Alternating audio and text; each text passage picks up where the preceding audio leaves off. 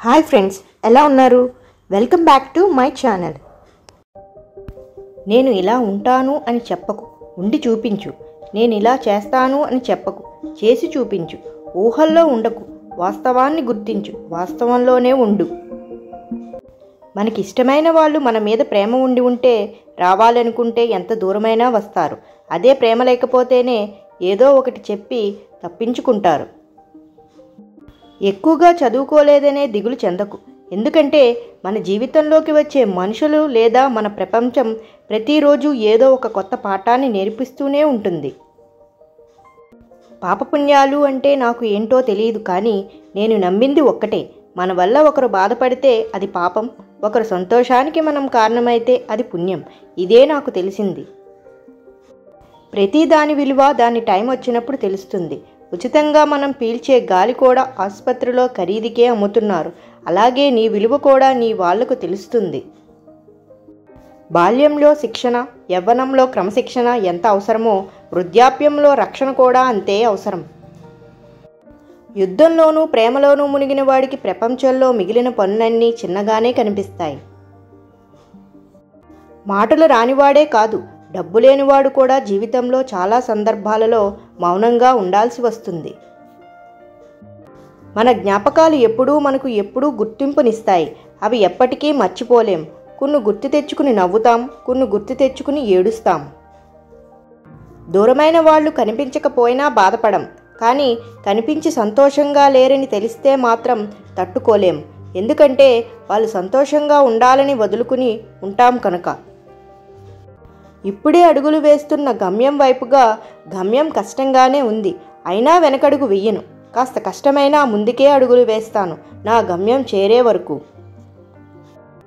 నీవు నీ సొంత కాళ్ళపై నిలబడి ఉన్నా ఇతరులను గౌరవించడం కూడా నేర్చుకో. ఎందుకంటే నువ్వు మరణించాక నీ సొంత కాళ్ళ మీద నువ్వు శ్మశానానికి చేరుకోలేవు. ఇప్పుడు అన్నీ ఉన్నాయి, సంతోషంగా ఉన్నాను కదా అని సంబరపడకు. ఒకప్పుడు ఎలా ఉన్నావో అది మాత్రం మర్చిపోకు. ఎలా పోతామో తెలియని జీవితానికి ఇలానే బ్రతకాలి అనే ఆలోచన ఎందుకు? నీ ఆలోచన నీదే, నీ పని నీదే, నీ కోసం నువ్వు బ్రతుకు. నీ జీవితం నీదే. నీ జీవితాన్ని ఇంకొకరి చేతిలో పెట్టి బ్రతకొద్దు. ఎక్కడ ఎలా ఉన్నా సంతోషంగా బ్రతుకు. నేను గెలవాలి, నా కోసం కాదు, నన్ను వీడి వెళ్ళిన వాళ్ల కోసం, నాకు తోడుగా నిలబడిన వారి కోసం, నలుగురికి సాయం చేయడం కోసం. నా పుట్టుక ఎవరికీ తెలియదు, కానీ నా చావు చరిత్ర సృష్టించేలా ఉండాలి. అందుకే నేను గెలవాలి. బయట వాళ్ళకి నువ్వు ఎలా కనిపిస్తున్నావు అన్నది విషయం కాదు, నీకు నువ్వు ఎలా కనిపిస్తున్నావు అన్నదే ముఖ్యం. మనకు ఎల్లప్పుడూ ఏమైందని అడిగేవాళ్ళు, ఏం కాదులే అని చెప్పేవాళ్ళు మన పక్కన ఉండాలని కోరుకుంటాం. కానీ ఎవరున్నా లేకపోయినా ఎప్పటికీ తోడు నీకు నువ్వే తోడు అని గుర్తుపెట్టుకో. పుస్తకాన్ని చదివి విజ్ఞానం సంపాదించుకో, కానీ మనుషుల్ని చదవడం మాత్రం మర్చిపోకు. ఇప్పటి లోకల్లో జ్ఞానం కంటే లోకజ్ఞానం చాలా ముఖ్యం. మీరు చెప్పే మాటలకు మరియు మీరు జీవించే జీవితానికి మధ్య దూరం ఉండనివ్వకండి. బానిసగా బ్రతికినంత కాలం ఊరంతా చుట్టాలే. ప్రశ్నించడం మొదలు పెడితే సొంతింటి వాళ్ళు కూడా శత్రువులుగా మారుతారు. ఒక్కసారి ప్రశ్నించి చూడు, నీ వాళ్ళు ఎవరో తెలుస్తుంది.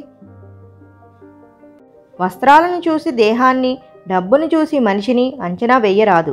గుండెల నిండా గుణగణాలు నింపుకున్నవారు గుడుసులోనే ఎక్కువగా ఉంటారు. మనం ఆనందంగా ఉండాలంటే బాగా డబ్బులైనా సంపాదించాలి, లేదా మనిషి ఆనందానికి డబ్బుకి అసలు సంబంధం లేదనే జ్ఞానమైనా సంపాదించాలి. చెమట విలువ, డబ్బు విలువ, బ్రతుకు విలువ తెలిసినోడు ఇతరుల సంపాదనలో కడుపు కొట్టడు. అందుకే నిజాయితీగా బ్రతకండి. 2 పదాలు నీ జీవితాన్ని మార్చేయగలవు. 1 చేయగలననే ఆత్మవిశ్వాసం, 2 చేయలేననే అపనమ్మకం. వీటిలో ఏది ఎంపిక చేసుకుని నడుస్తావో దానిపైనే నీ జీవితం ఆధారపడి ఉంటుంది. ప్రపంచంలో వెలకెట్టలేని సంపదలు 2. 1 మనశ్శాంతి, 2 సంతృప్తి. ఈ రెండింటినీ సంపాదించుకున్న వారు అఖండమైన ఆనందాన్ని అనుభవిస్తారు. మనిషి బ్రతుకుండగానే చంపేసే 3 బలమైన ఆయుధాలు: 1 బంధాలతో ప్రేమ, మనసును గాయపరచడం, 2 అవమానం, 3 అనుమానం. కష్టపడుతూ పైకి ఎదిగిన వాడికి విలువలతో కూడుకున్న సంస్కారం ఉంటుంది. ఒక్కసారిగా పైకి ఎదిగిన వాడికి నువ్వెంత అనే అహంకారం ఉంటుంది. మీ శత్రువుల మాటలు వినండి, ఎందుకంటే మీలోని లోపాలు తప్పులు అందరికంటే బాగా తెలిసేది వారికే. మీరు దేనినైనా కోరుకుంటే దాన్ని పొందే వరకు మీ ప్రయత్నాన్ని ఆపొద్దు. ఎదురు చూడటం కష్టంగానే ఉంటుంది, కానీ దాన్ని పొందలేకపోయినప్పుడు కలిగే బాధను భరించటం మరింత కష్టంగా ఉంటుంది. జీవితంలో సంతోషం కావాలంటే మిమ్మల్ని మీరు ప్రేమించండి. సంతోషమైన జీవితం కావాలంటే మీకు నచ్చింది చేయండి. నిజాన్ని నిర్భయంగా నిస్వార్థంగా తమ కలంతో ప్రపంచానికి వినిపిస్తూ ప్రజలను చైతన్యపరుస్తున్న వారిని చులకనగా చూడకండి. అందరినీ అభినందించండి.